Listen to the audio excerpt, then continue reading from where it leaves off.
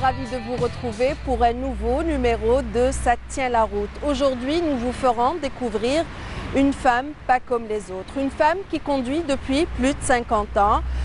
Vous allez le voir, elle est exceptionnelle. Nous ferons sa connaissance juste après le sommaire.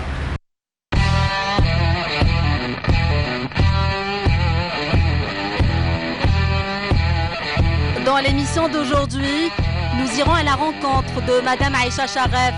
Son permis, elle l'a obtenu dans les années 60 et vous allez le voir, son parcours est un modèle de conduite. Dans la démo, notre pro continue la série consacrée à la batterie. Notre zapping sera exclusivement féminin. Et enfin, les enfants choisiront entre papa et maman. Qui a dit que les femmes étaient mauvaises au volant? Ce préjugé à la peau dure. Aujourd'hui, nous allons vous prouver le contraire. Nous irons à la rencontre d'une femme exceptionnelle de par son exploit. Du haut de ses 77 ans, Madame Sharef n'a eu aucune contravention. Son secret, elle le dévoile à notre reporter Hasna Zoubiri, parti la rencontrer chez elle.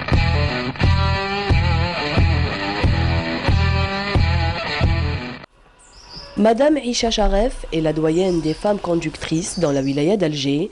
Elle conduit depuis 56 ans. Elle a obtenu son permis de conduire en octobre 1961. Nous étions quelques-unes. Nous étions 3, dont Madame Torki, la Rahma.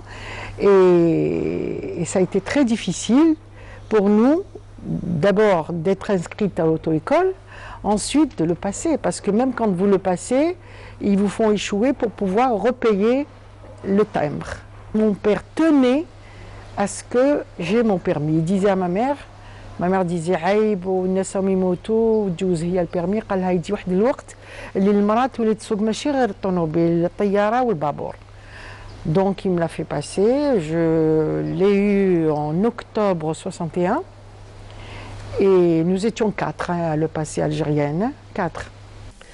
De longues années au volant, Madame Sharef n'a commis aucune infraction. Elle nous dévoile son secret. Vous savez, l'aql mlih fi kulch. Il faut savoir qu'on n'est pas seul en Algérie, qu'on n'est pas seul sur la route. Je ne sais pas, moi je pense que c'est le fait de faire attention à tout. Mais pourtant, vous savez, avec respecter aussi le code de la route. Ah oui, et c'est la priorité. C'est ça la priorité, c'est respecter le code de la route. Moi, quand on me dit adieu à Baadé, alors que je suis à ma droite et je ne rentre pas dans la ligne la bande d'arrêt d'urgence, ils me disent allez. Eh bien, allez, parce qu'elle n'est pas faite pour moi. Après ses tâches ménagères et le jardinage terminé, Madame Sharef, 77 ans, prend le volant pour faire ses courses.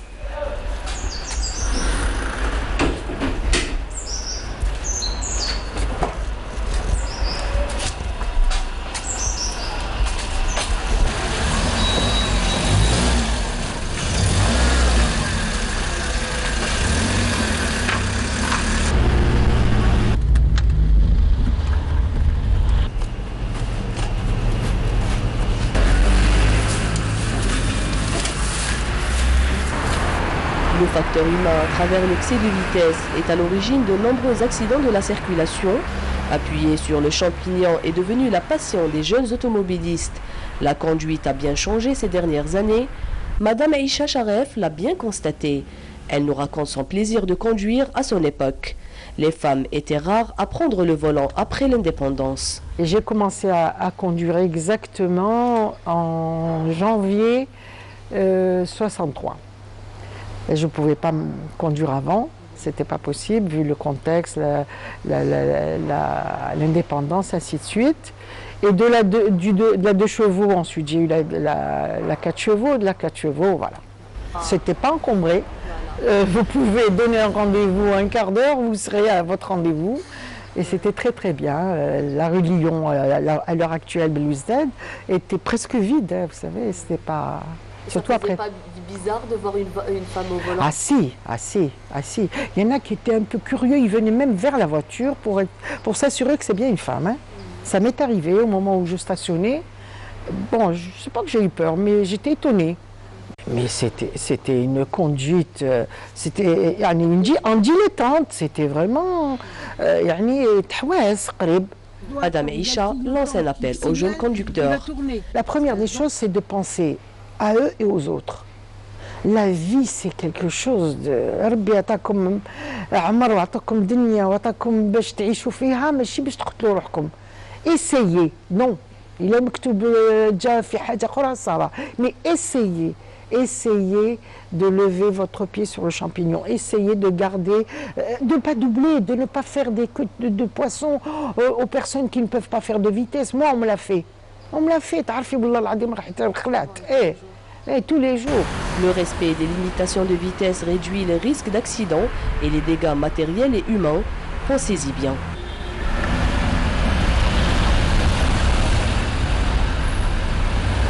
Dans la démo d'aujourd'hui, Anis Benay continue sa série sur la panne de batterie. Notre pro nous dévoile deux nouvelles astuces tout aussi pratiques que la première. Regardez.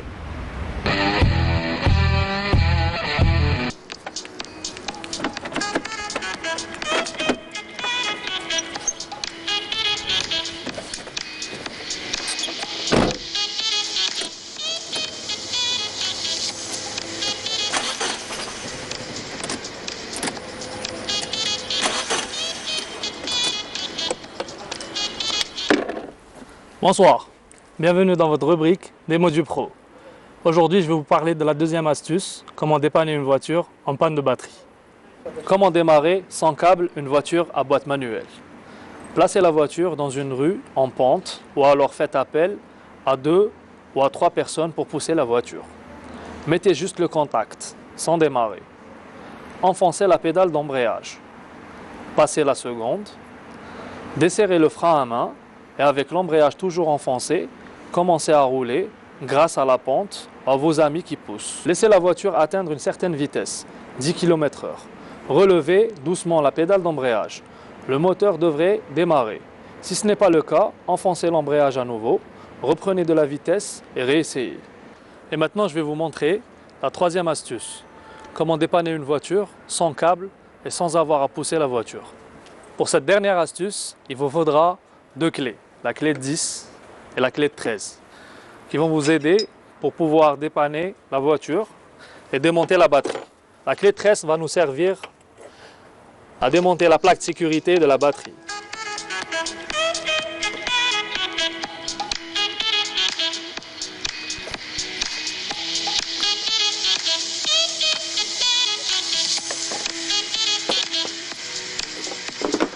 La clé de 10 pour ouvrir la cosse de batterie positive. La cosse positive.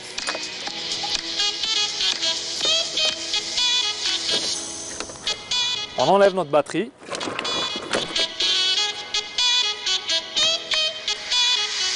Puis on part dans la voiture dépanneuse pour enlever la batterie neuve afin de pouvoir la remettre à la place de la batterie qui ne fonctionne pas.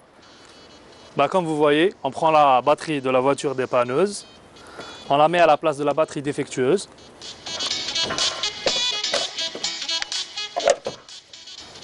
On met les cosses, on commence par la cosse rouge, positive. Ensuite la cosse négative.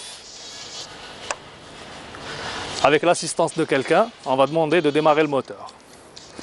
Tu peux démarrer le moteur s'il te plaît ?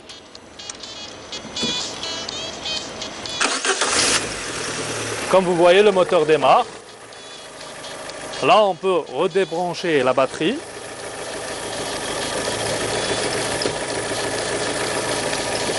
Comme vous voyez, la voiture reste en marche.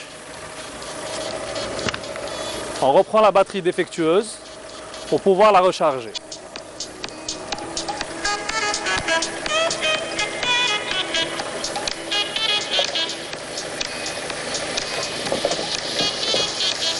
C'est une manœuvre assez simple à faire. On remet les cosses, toujours par le positif, ensuite le négatif. On ressent quelques turbulences du moteur, c'est tout à fait normal.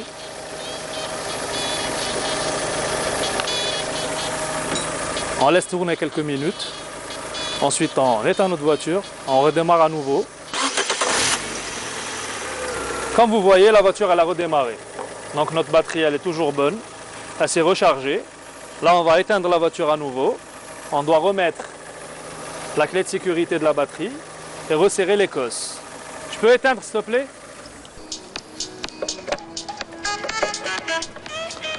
Toujours muni de nos deux clés, avec la 13. On resserre le clapet de sécurité de la batterie. Il faut s'assurer de bien serrer pour que la batterie ne bouge pas. Comme vous voyez, la batterie est bien à sa place. On resserre avec la 10 la cosse du plus. Il faut bien serrer les cosses pour qu'il y ait une bonne alimentation et que la batterie se recharge normalement. Redémarre s'il te plaît. Très bien. Notre batterie recharge bien. On a pu dépanner cette fois-ci. Il faut savoir que la durée de vie des batteries, c'est entre 4 et 5 ans. On arrive à la fin de cette rubrique. Je vous remercie. À la prochaine.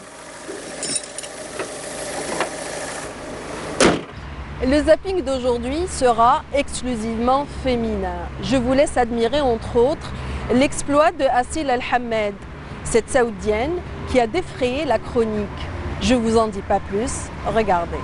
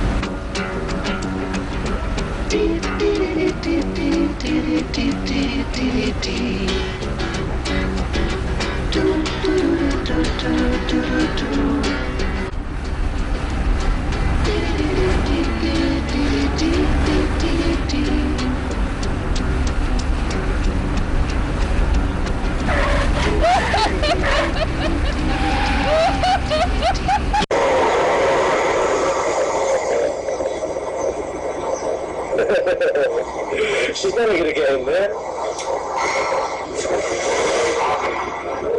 So she couldn't do it. Okay.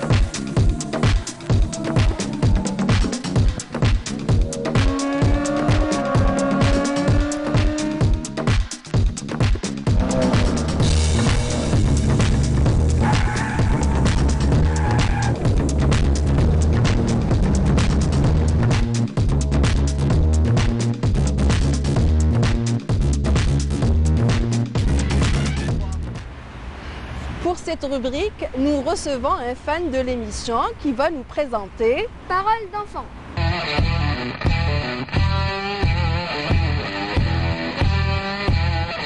Dis-moi, et le soir, quand papa et maman te récupèrent de l'école, tu te mets derrière ou devant dans la voiture?